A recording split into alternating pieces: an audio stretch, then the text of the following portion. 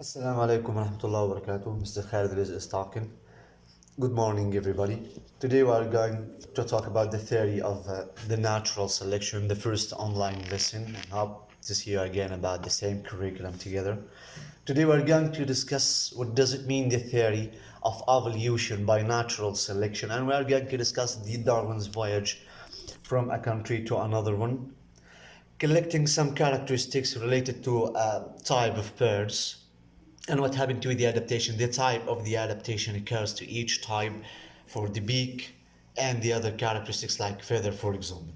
Okay, let's start.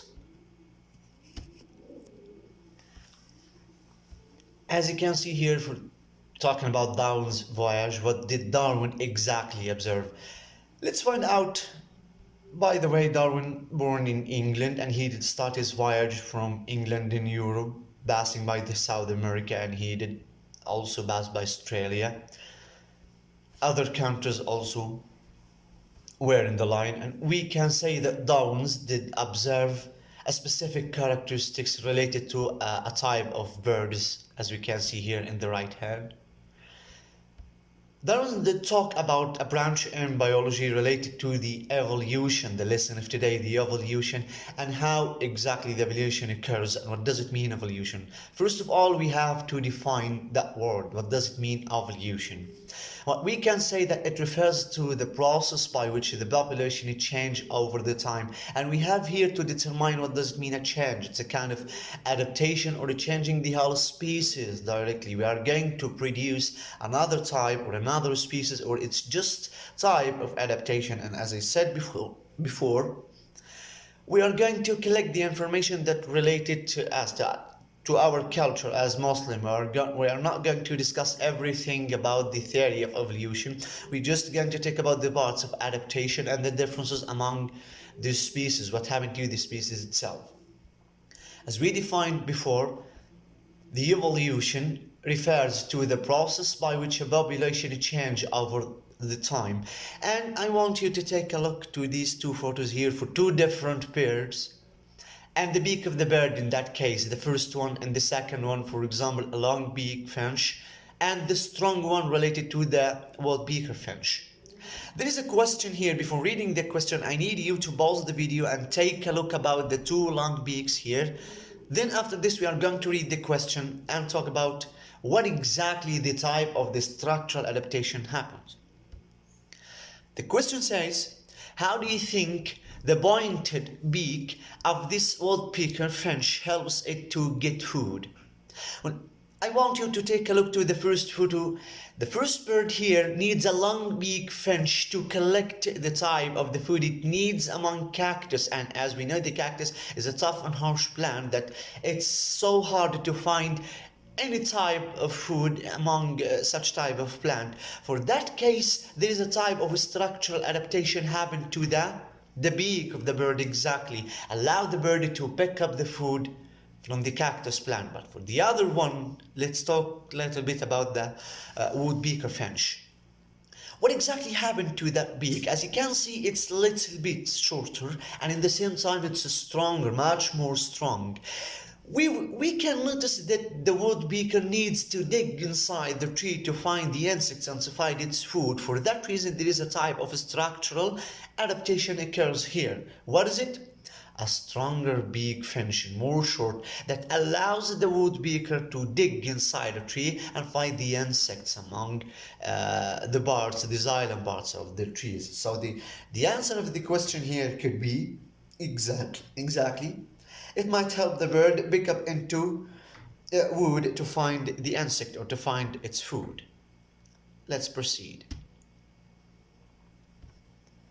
The other ideas that influencing Darwin or the support the Darwin theory, we got here four branches that actually talk and support the Darwin theory. The first one talk about the bias of the trait in the offspring or the inherited trait to the offspring, and I need you to take a look to these three photos for that bird.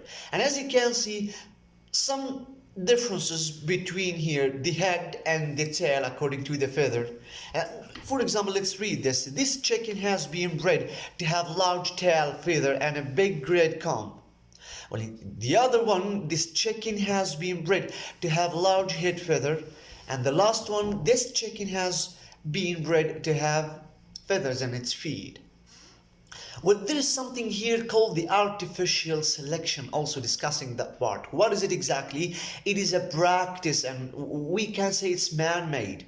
We are doing it. It's not a natural selection, doesn't done by nature, but we can say it is a practice by which humans select plants or animal for breeding based on the desired trait, and this is known as the artificial selection. We are choosing the type of the trait that is going to be based from a mother cell or an animal to another animal, to its offspring, and in that case we are choosing the desirable trait that is going to be transferred. Now, there's a question here, and the question say lists.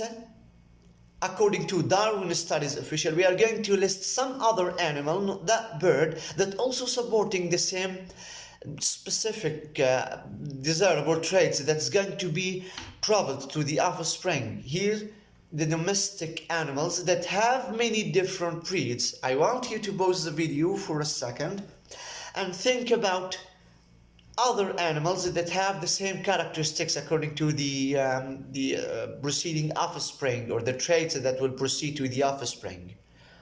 Exactly, we can mention that dogs, pigs are also another type of a chicken. Exactly, all these animals having the same type of the characteristic. Now, the organism number 2, organism acquired traits. In that photo you will find out that there is a guy trying to train his muscle, and that photo is actually discussing what does it mean acquired traits. When you are training and adapting a specific chromosome or a specific muscle to be stronger or to be used in a stronger way, the question here discussing such part, explain why the size of your muscle as part and acquired trait and partially depend on the DNA. So there is a question here. What is the relation between the DNA that's going to be changed and the acquired trait that you need to survive or to adapt or to influence Darwin theory according to such type of adaptation? Well, the answer simply could be, I want you to pause the video and find it. Well, actually, we can say that although the DNA affects person's body shape and size, a person's activities will determine the size of the person's muscle. And in that case, you are exactly acquiring traits, such kind of training. It is a desirable trait that you want to gain to allow you to survive, or we can say help you in surviving. The scientist Jean Lamarck that the organism could acquire and pass on trait they needed to survive. For example, a man here could develop stronger muscle over the time. And if the muscle were an advantage in his environment, Lamarck thought that the man would pass on his trait to his offspring. Well, in that case, it will be inherited. Okay. For the other two conditions that influence Darwin are the change over the time and the struggle for the survival exists. Well, before discussing these two branches, I need you to take a look to this graph. What exactly it talks about? It talks about the quantity and the time for a specific amount of the food, and here Malthus' description of unlimited population growth. The amount of the food and exactly the food per the time, needed per the time. We can say for the earth to change over the time, well, definitely any type of a change will affect on the type of a species that live in that environment, allows the species to evaluate, grow up, and even reproduce, having another offspring, or maybe the change is going to kill the species and doesn't allow any kind of growth or reproduction. Like what happened to dinosaurs, for example. We can say that dinosaurs reached extinct. What exactly happened? We can say that the earth changes over the time, doesn't allow the species to grow up. They didn't adapt.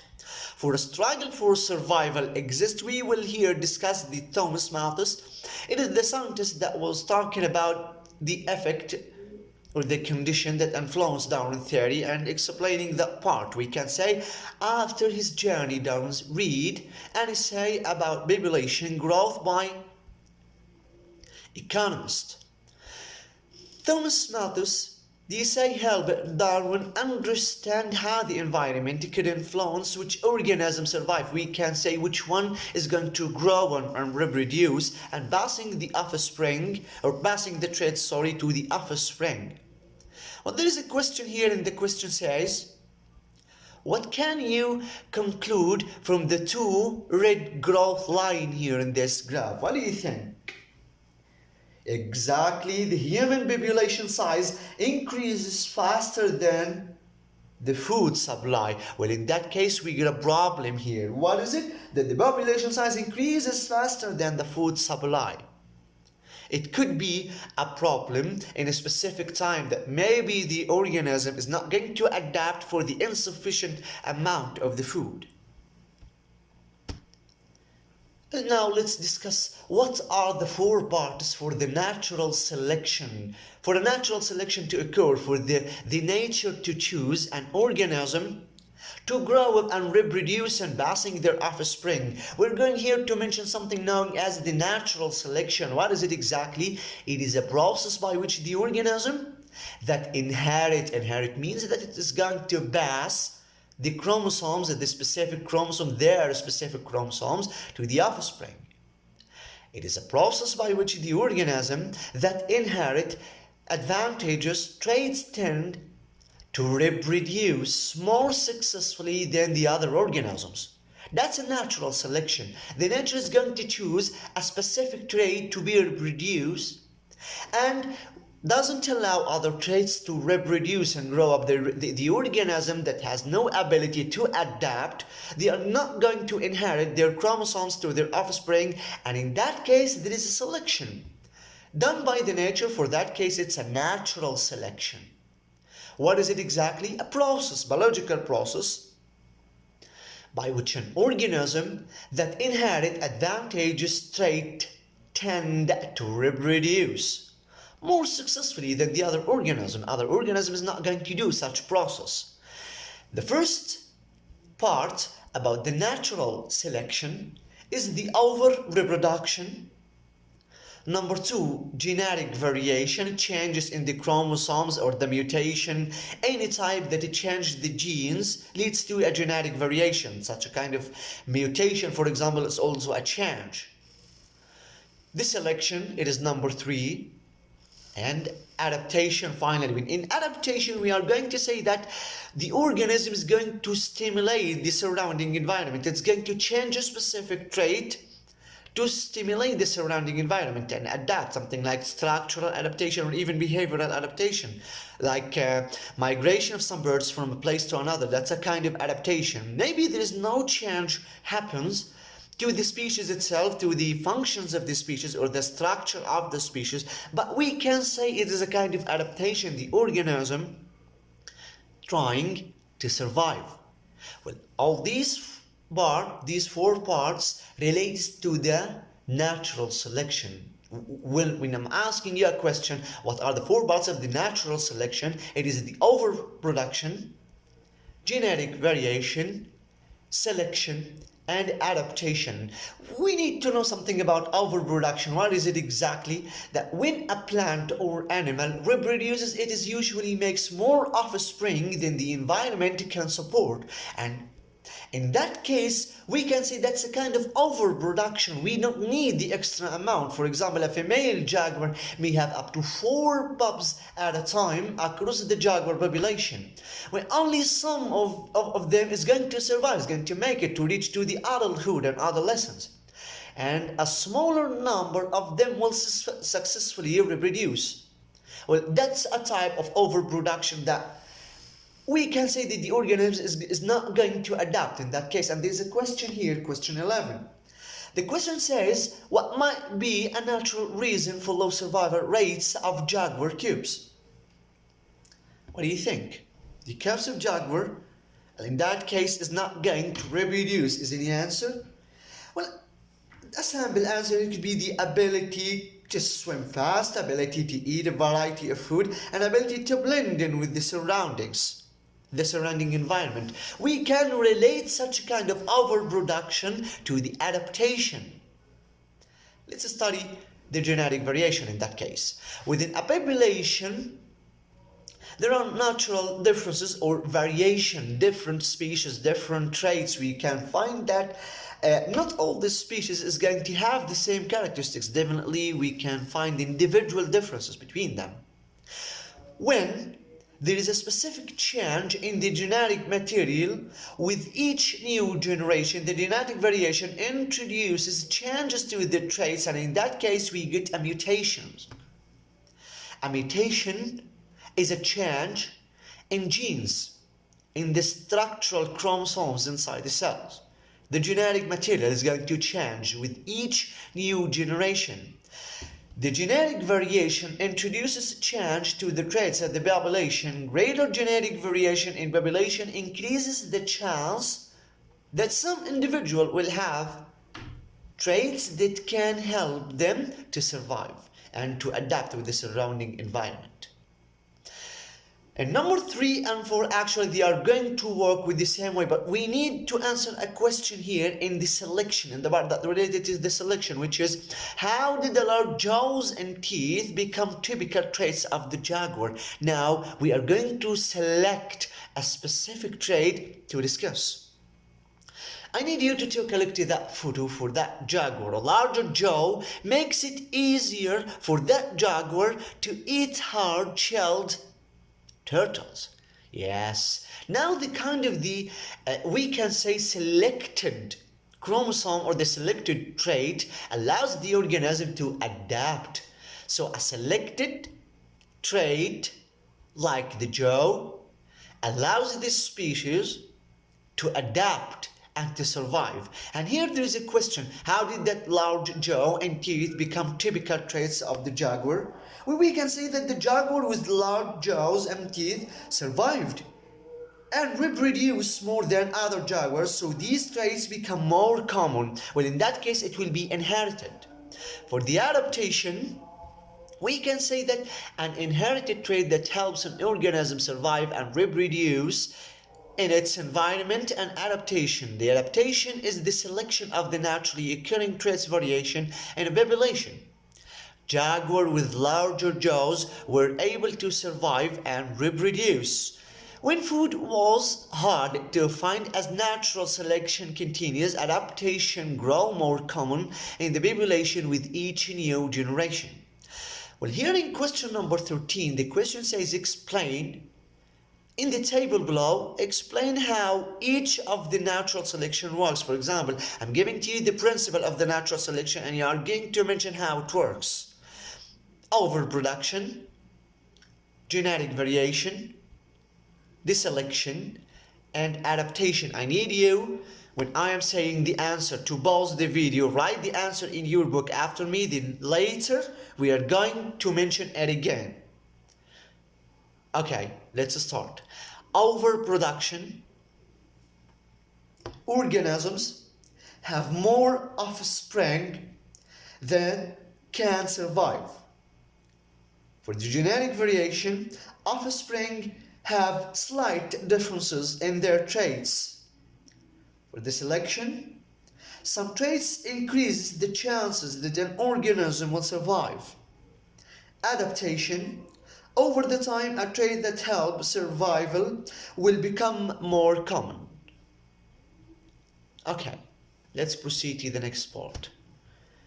Well, finally, we are going to talk about how do species change over the time, and I need you to take a look to that part, the last part here in the lesson, that I need you to consider about this bee, for example, that butterfly or bee or all animals that have the same structure and actually need to feed using that long part of their jaw to find their food. The question here says what?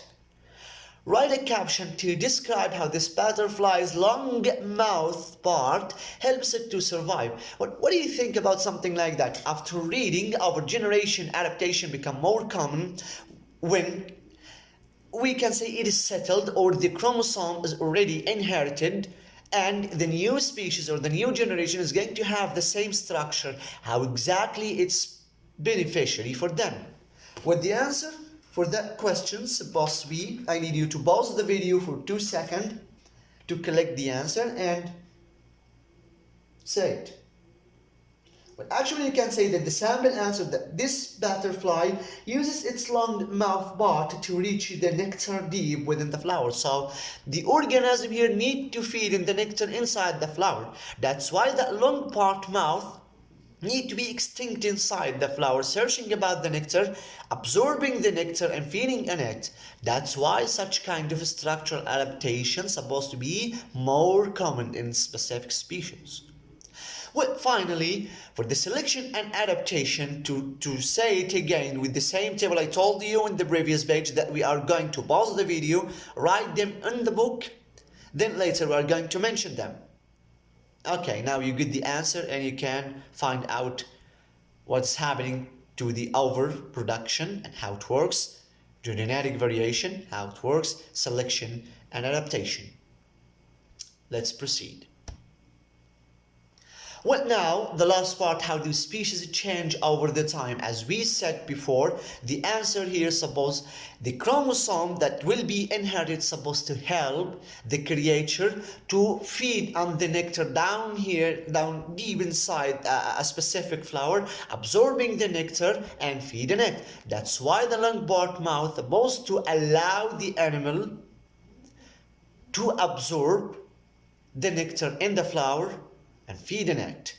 This is known as the over the generation adaptation become more common. Now we can say the chromosome is now inherited forever. It will be passing to the next generation, or the such type of butterfly is going to inherit or to pass the characteristics to the next offspring. Okay. I hope that did you enjoy the session. I know that we can say most of the characteristics wasn't exactly obvious. We can say that you are going to read about each part. Don't forget to pause the video, re-listen again to the part that we are going to talk about, then write the part that you understand in a form of question as an answer here, for example. Then later it is supposed that you are going to memorize the answer and say it by yourself. Play the video from the beginning, find the answer, write the answer here, read the question and the answer, memorize them, and you will get the part that we were talking about. How did you enjoy this session? See you next time.